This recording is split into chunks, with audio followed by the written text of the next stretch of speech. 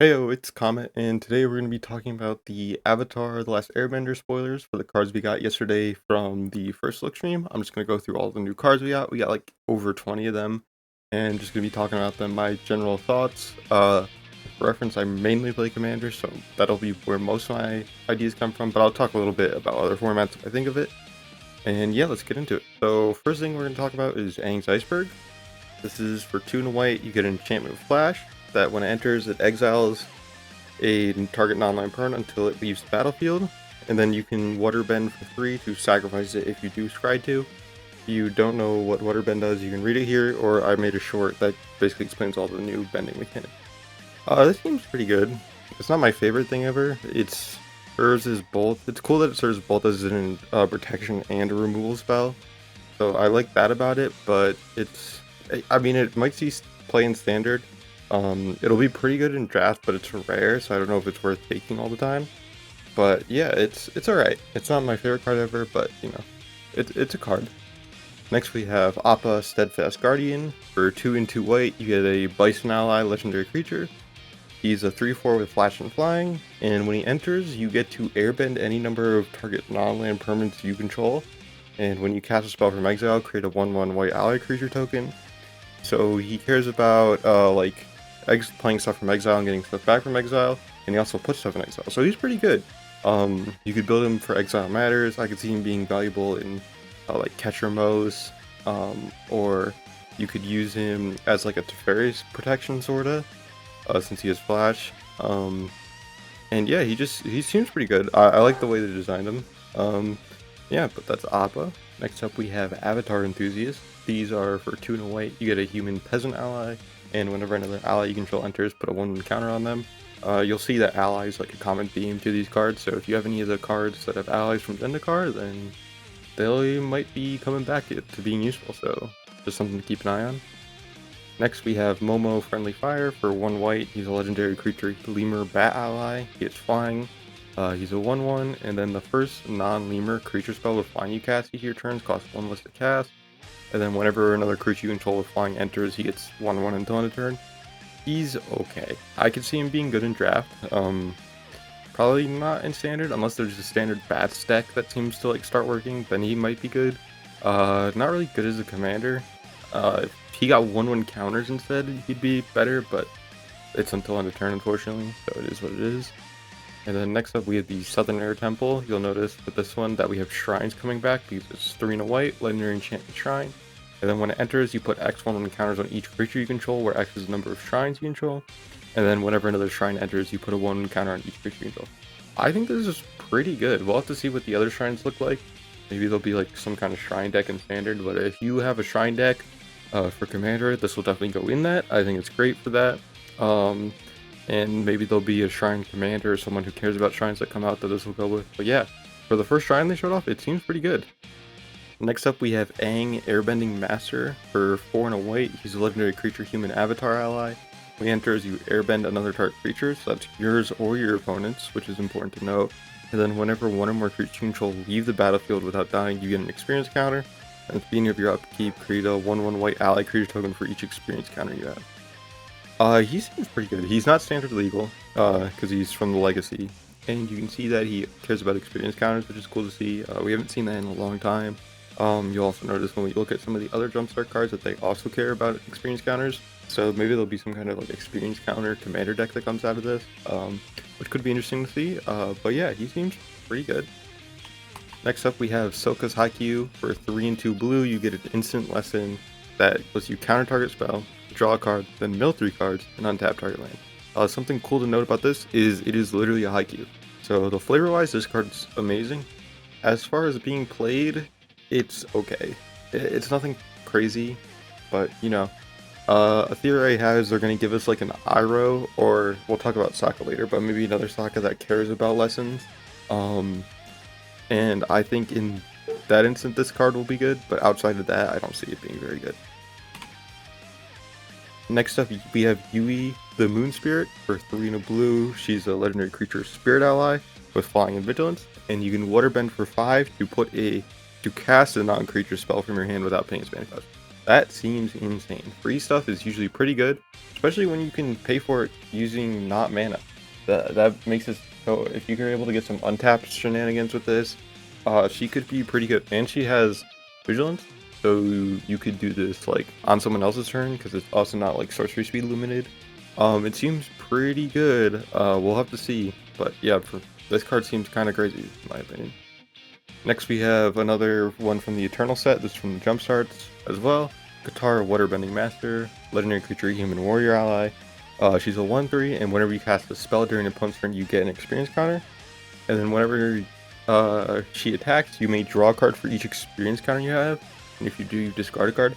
That's insane. You could draw so many cards, even if you just like stick her for one turn and you like played something on someone else's turn like a couple times.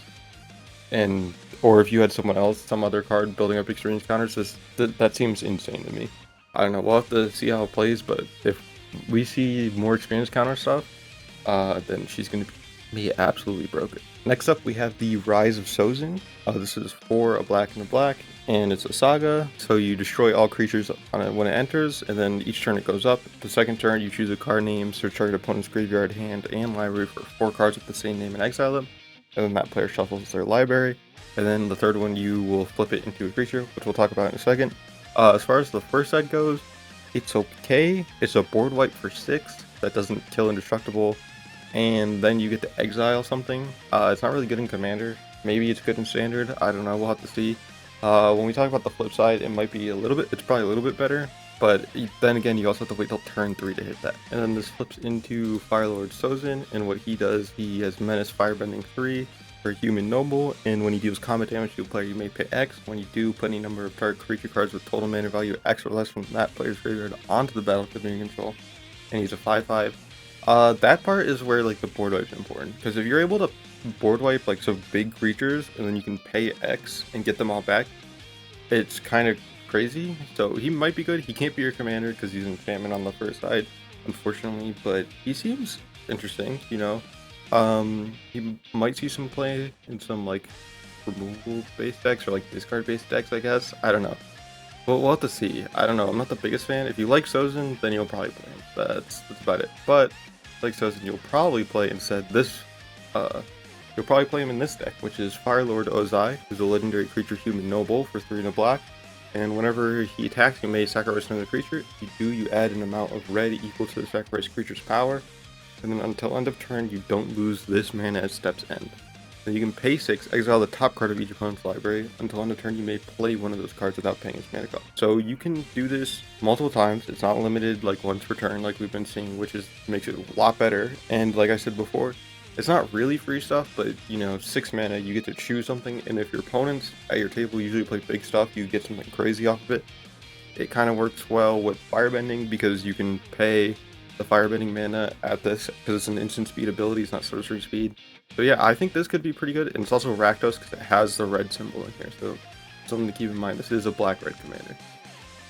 Next up is Fated Firepower. For X and 3 red, you get to flash an enchantment, and it enters with X fire counters on it, which I don't think we've had before. And then if a source you control would deal damage, it deals bonus damage equal to the number of fire counters. Another way to use your Firebending, because like I said, it has flash and then X, so you can dump mana into this, and then you just get to do more damage for the rest of the game. This seems pretty good. I like this enchantment a lot. We've seen damage multipliers and like triplers before, so this is another way. It can also work as like an instant speed way to randomly kill someone if you have like a ton of Firebending and you just dump all the mana into this, because the Firebending goes off before damage. It could be kind of crazy. So yeah, this seems pretty good in my opinion. Also, it has 3 red brips, so Devotion, but outside of like 2 color decks, I doubt it will get played. Next up, we have Fire Nation Attacks. For 4 and a red, you create a 2/2/2 red soldier creature token Firebending, and then it has Flashback for 9. It's okay. Getting 4 power and toughness for 5, but then you can flash it back, which is good, and the Flashback is a way to dump your Firebending mana too. It seems okay. We'll have to see how it plays. I think this will be great in draft, but outside of that, I don't know really where else you'll see unless you're like building mono Firebending or something. And then next up we have Redirect Lightning. This is probably the best card they showed off in my opinion. I think this card's insane. For 1 red, you get an instant lesson. that as an additional cost, you can either pay 5 life or pay 2, and you get to change the target of target spell or ability with a single target. It's a little bit worse than Deflecting Spot, but this is also standard legal, by the way. So this card's insane. This is probably the best card they showed off. Probably the best card they're gonna show off for a while. Maybe there'll be like 1 or 2 more that are better than this, but this card is absolutely insane. This card's gonna be worth some money, I promise you that. Next up, we have Earthbending Lesson. You just get the Earthbend 4 for 3 in the green, and it's a lesson. So if lessons matters, this could be important, or if you want to like play like mono Earthbending because you like Earthbending, then it'll be good. But outside of that, I don't see it being that good. In draft, it could be pretty good. But yeah, that's what I think about this. Next, we have the Cabbage Merchant. Knew they were going to do it. Everyone popped off in the chat when I was watching this live, and yeah, he's for 2 green. You get a human citizen, and whenever an opponent casts a non-creature spell, you create a food token. And then whenever a creature deals combat damage, you sacrifice a food token. So it's like, if this way you can't get like, people can get rid of your food tokens. Which I think is important because you can tap 2 untapped foods you control to add 1 mana of any color. He turns all of your foods into mana dork, which is pretty good. This in a Yeager deck could go crazy. We'll have to see. But yeah, he's another card from the Jumpstart, so he's not standard legal. And next up we have Avatar Aang. We got this card a while ago.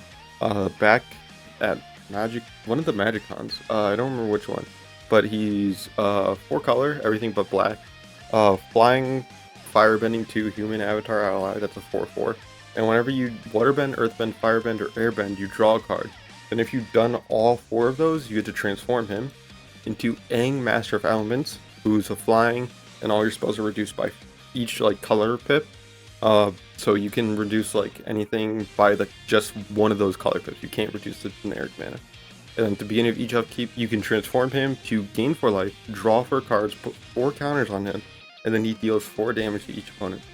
So you could keep flipping between these. You could like do this, turn him into this, and then on your next turn, flip him back, and then do the 4 abilities again, and then flip him back over here, which is kind of crazy. We'll have to see.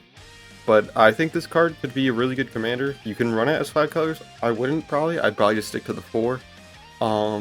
But yeah, he seems pretty interesting, and you know, some people are probably excited to build him.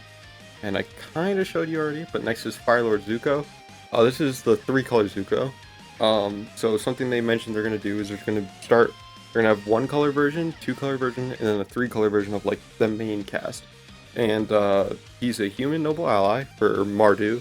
You get Firebending X, where X is his power, and whenever you cast a spell from exile, or a permanent enters from exile, he gets a 1/1 counter. He will work great with like Appa we showed before. Any airbending cards he'll work great with, which kind of makes sense because he teams up with Aang, right? He also care about like Ketramos could be in his deck. There's the new one we got from Edge of Eternities that I can't think of the name. But there's a Mechanic Warp he'll work with because those cards are from going to exile when they like leave the battlefield. So he could be pretty good.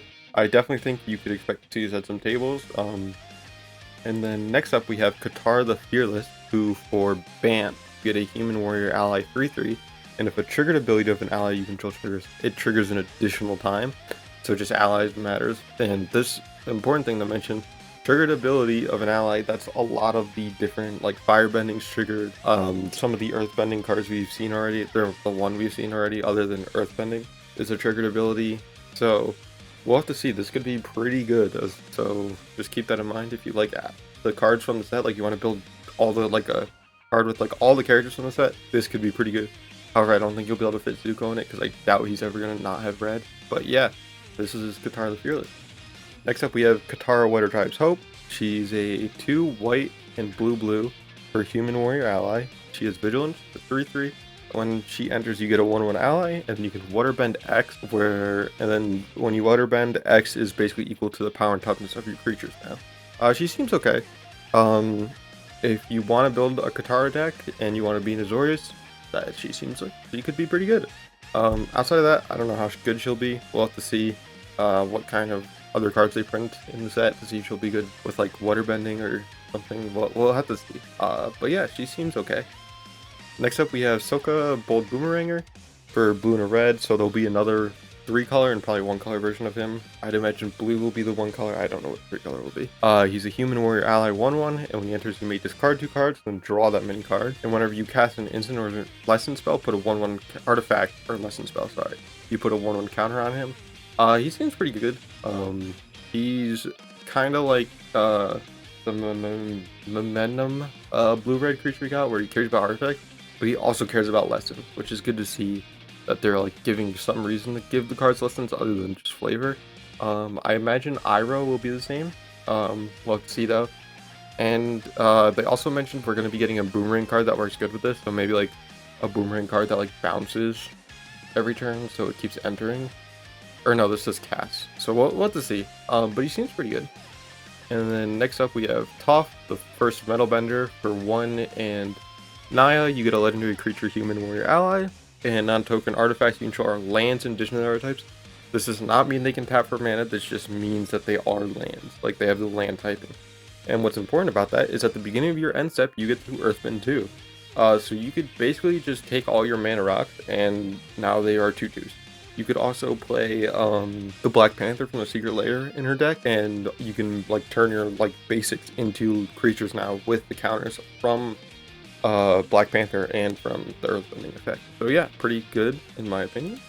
And then we have Aang's Journey. This card's it's okay, I guess. It's not okay. It's actually bad. It's 2 colorless. You get to search your life for a basic land card.